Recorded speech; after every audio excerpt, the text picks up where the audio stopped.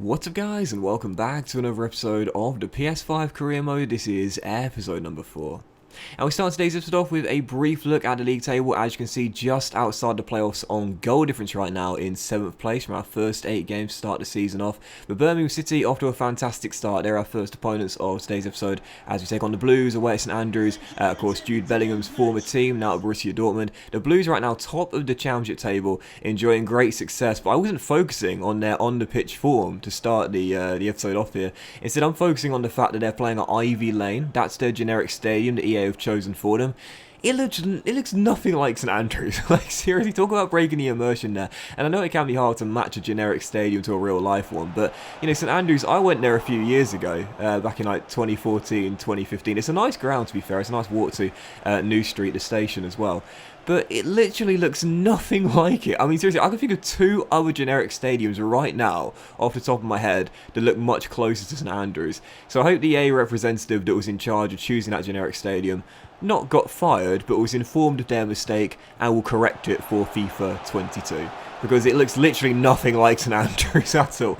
But yeah, still taking them on for the first games. This is on the back of the goalless draw against Blackburn Rovers. And this was also a goalless draw as well. Not too many chances, but both goalkeepers forced into good saves during the game as well. And we also saw yet another injury in the game as well. It's already our 3rd injury of the season. Jeff Cameron, the captain, going down. Of course, scored a couple of games ago against Luton Town away at Kenilworth Road. But once again, it's a bruised shoulder injury and he's out for 5 days. And directly after the game, an interesting player conversation.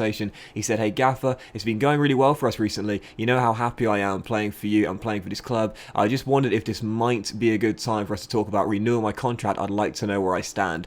I told him I can't give you a straight yes or no, and you know, we'll think about it. But let's be honest here, I'm not going to think about it. It's like when you're in the car, you know, with your parents and you're on a really long road trip and you keep asking, can you stop to get some ice cream?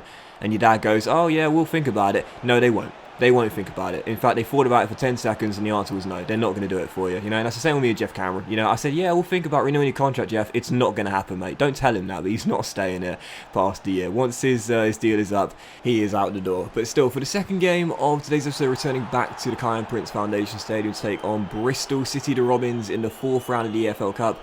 A chance for us to reach the round of 16 and, you know, continue to make some really good progress in this competition. But once again, you'd have seen by my lineup, just like the previous 2 rounds, I picked a totally rotated and weak lineup for it because I really did not mind one bit what happened in this game. Fact of the matter is, I talked about this recently, the championship is our sole priority this season. We need to finish in the top 10. I'm aiming, touch wood, fingers crossed, to push for a playoff place, but mostly just finishing that top 10. We don't need these Carabao Cup games. The board don't care about them either, so we lost the game by 3-1. Macaulay Bonne thought he'd scored his first goal for the club. That was nice to see. A crazy deflection, to be fair, but he didn't claim it. But regardless, lost the game by 3-1. Our progress ends there in the FL Cup, and that's already our 2nd defeat at home this season as well. Quite frustrating, I must say, despite using a totally rotated lineup for the game. Still out of the FL Cup, no wins in our last 3 as well. We will need to pick it up in the near future. And following the game as well, I did decide to set up a development plan here for Omar Richards, our left back, and also Jed Spence, our 2 new signings coming in this season as well. Now, some of you guys have been asking what I think about the new feature for this year, the new training and development feature. I must say, I like it a lot. I really do. It's very simplistic. But as I mentioned before, you know, FIFA career mode needs to be relatively simple to be appealing to all age groups. I like it a lot. It's something which I kind of wish you could be a little bit more specific with it.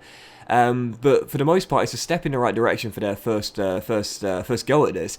And you might have noticed there right at the very end, I showed you Bright Osei Samuel. I actually chose him and Chris Willock, as our first 2 players to use in the development plan. I set those up off camera on the first day of the season. Bright Osei Samuel now has 5-star skills because of the development plan. And I really do like the fact you can change players' work rates and their skill move and weak foot rates as well. For example, Jed has a high medium work rates. On his development plan, he's going to have a high defensive work rate once the plan is finished. I really do like that. Again, it's quite simple. It's not very in-depth, but it's a step in the right direction, and I do like it a lot. So yeah, Omar and Jed are going to get some development. Hopefully, they'll progress really nicely in that plan as well. And so for our 3rd game of today's episode here, again, no wins in our last 3 games. Needing to return and respond here against the Terriers as Huddersfield Town will come and takes on. And right now, the Yorkshire club are rock bottom of the championship. Only 1 win on the board so far, so I felt very confident into this game. game, we would return to winning ways. It was Bright Osei Samuel who scored our first goal of the game, and how we only won this game by a goal to nil as well,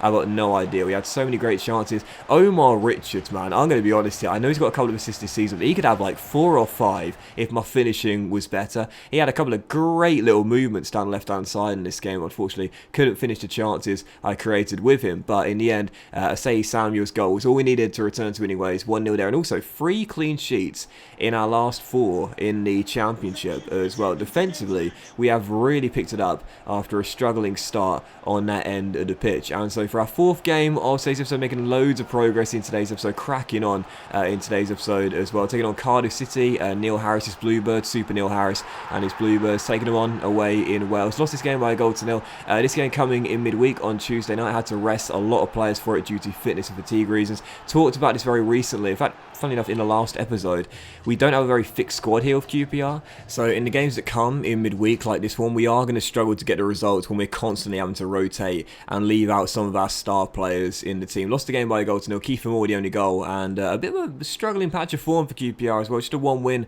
in our last 5 games. That puts us down to 8th place now, 1 point off the playoffs. It's still not been a bad start though. You know, 11 games into the season, as you see the bottom 3, Wycombe Wanderers, Huddersfield Town and Barnsley occupying the relegation spots right now. It's not been a bad start at all. You know, 11 games in, you got to remember we're a 2.5 star team. We're in the top 10. That's where the board asked us to finish. Yes, a bit of a tough patch for us right now, but to be fair, for our first couple of months to be where we are right now, I'll take it. You know, come the end of the season, only missing out on the playoffs by a point, I'd take that from our first season, and I call it a very successful one. Again, I'd like to get the playoffs come the end of the season, but it is going to be tough to do that, especially with our Finn squad. So, yeah, for me, right now, still sat in the top 10, despite being outside the playoffs, I'd certainly take it. But regardless, October is now here, as we've gone through August and September very quickly, and you can see I put a couple more players into my academy.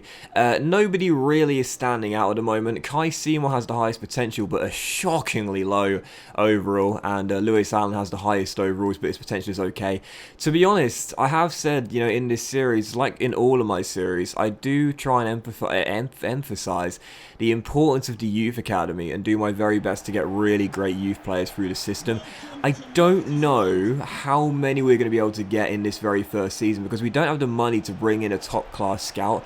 Right now we've got an average scout, and for anyone that's done youth scouting before and done it quite heavily, you would know that really in order to get, you know, if even just decent results, you kind of need the best scouts to get the best youth prospects. You can unearth a hidden gem from a scout that's got average star rating for experience and judgment, but the chances are very, very slim. I'd say the chance of getting like a 90+ potential player from a scout that doesn't have 4 or 5 star experience and judgment at the absolute minimum is about as high as me getting married and having my first kid by 30. Like there is a chance, and I'll be honest, there is a chance, but it's a very slim one, and you're probably wasting your energy believing that it's actually going to happen at some point.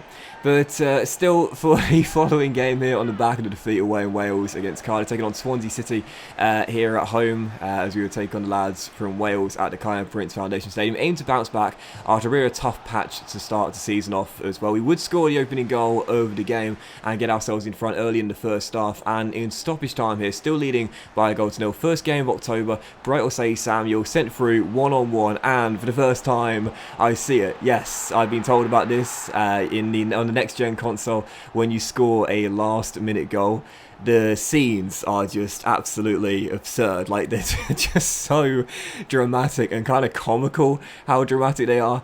Now, I'll be honest here, I think it's a great step in the right direction for immersion, because, you know, sometimes you could score a last-minute winning goal in like a Champions League semi-final or whatever, and it's just like the most mundane, arbitrary, really, really lackluster, half-hearted celebration. So it kind of breaks away from the immersion. But for this goal here, I mean, Bright Osei Samuel scores, and you might have seen it in the celebration. Even I was running to the corner flag, my manager avatar, as well as the ball girl, some subs as well, fans going nuts, and I'm like I was like just holding the controller thinking, it's Swansea City at home in the first game of October, and we were winning 1-0 anyway. Like, it didn't really matter. Like, I said this on Twitter actually last night, and if you're not following me on Twitter, by the way, guys, firstly, what the hell are you doing? I mean, seriously, it's at DocLanders. I'll leave a link to the Twitter in all the descriptions of all of my videos. I don't tweet 1,000 times a day, and I'm well worth following there. It's a great way to keep up to date with the save, and me as well. But, yeah, it's like, it's a good step in the right direction for immersion, but in moments like that, it's like, I mean, I don't think they'd be celebrating like with that ridiculous intensity. I mean, I'm surprised no one broke an arm in those celebrations there with how wild it was. But regardless, again, step in the right direction for me. Really, really cool. And I'm sure it will look incredibly awesome in like a really big game, in like a really dramatic moment. But I think it does need to be more scenario specific, otherwise it does kind of break away from the immersion just a little bit there. But still, for the following game, taking on Rotherham at the Kian Prince Foundation Stadium. Seems like we're back in decent form right now, aiming to get our third win in 4 games, and taking on Rotherham just outside the relegation zone right now. Taking lead very early on, finally Charlie Kelman bags his first goal in the Championship, obviously scored a few in the Carabao Cup. This is his first league goal for us there, as he makes it 1-0. We went 2 goals up as well soon afterwards, and then Tom Carroll get on the score sheet as well with 7 minutes to go in the first half, so we made it 3-0, and we were just running rampant in the first half as well. Really, really nice to see just how dominant we were in the first 45 minutes, and just past the hour mark, still leading by 3 goals to 0, aim to get our biggest win of the season so far. Chris Willock, who's been in very good form lately, sent down left hand side here, outpaces everyone, rolls it through to Ilyas Sherdy, a Moroccan attacking midfielder, back to Willock, across to Osei Samuel, and Brett Osei Samuel's all in a good form right now. This guy is in absolutely electric form. Another goal for Bright. He's been picking up the champagne bottles like he's collecting to possibly profit off the increase in value of them over the years. But what on earth am I talking about? But he gets the 4th goal anyway as we run rampant. 4 shots, 4 on target, 4 goals. That's the definition of clinical, as we get a very routine 4-0 victory and our biggest win of this season so far. Really, really impressive performance. And finally, it looks like we're back to good form as well, as we're now back in the playoffs and taking on Nottingham Forest for our penultimate game of today's episode here. This was actually supposed to be the final game of the episode for me, but taking on Nottingham Forest away from home at the City Ground. No Mason Watson in their backline, I noticed. For those who watch my lockdown career mode, you know all about him. But this is supposed to be my final game of the episode, and I was going to stop recording after this. But I don't know whether you guys are the same, but when you're having like a recording session or a gaming night and you end on like a really dull 0-0, you just think to yourself, one more game. One more game. I'm not ending on that. I mean, seriously, there were 2 highlights in the entire game. Good stop by Liam Kelly early, and then Lyndon Dykes heading that free kick from Duke McKenna over the bar after it bounced on the turf. That was it. It was a really poor game. I was like, you know, I'm not ending the bloody episode on that. I need something more interesting than that. So for our official final game of today's episode, we take on Derby County, Wayne Rooney's Rams, away from home at Pride Park for our final game of today's episode, where 5 minutes in, Dwayne Holmes would open the scoring and the Rams would have the lead. Defensively, we've really picked it up lately, but 5 minutes in, already falling behind. Really tough start to the game. And this is one of those games where I played some good football, but the final ball was lacking. When we did finally get a good one-on-one chance, it fell to Charlie Kelman 11 minutes after the restart, and it's 2-2 for Charlie Kelman in the Championship.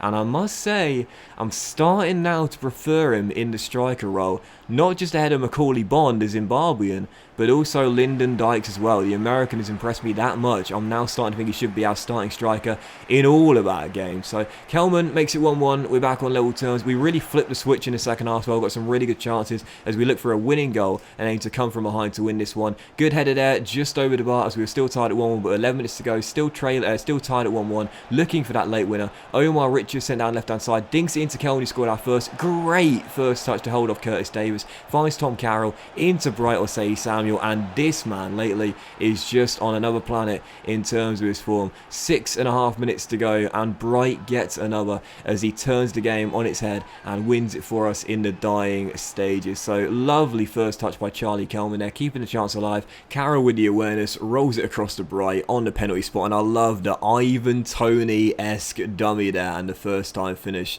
as well. Great finish by Bright on a really good run of form. Yet another goal for our Nigerian right winger as we come from behind to win the game at Pride Park by 2-1. And that was the game I was happy to end on. Yeah, not a dull 0-0, but a much more dramatic and exciting, and a win as well away from home. And that means now 15 games into the Championship, basically a third of the way through the season now in a 46-game season. As you can see, we are back in the playoffs, up to 5th place right now. 8 wins in our first 15 games, 29 points on the board. We're 6 points off the Hornets, Watford, who are in top spot right now. Only 3 points off Cardiff in 2nd place though, and also 3 points off Birmingham City, who have fallen off the pace a little bit. bit, and now outside the playoffs. Long way to go, but a much better response in terms of our form and sitting in a playoff place. But that will end today's episode of the PS5 Career Mode, guys. So a big thank you for watching. If you have enjoyed it, and if you have enjoyed today's episode, then please do drop a like. Much love to you all. Don't forget to follow me on Twitter. Have a fantastic day, and I'll see you for the next episode of the PS5 Career Mode very soon.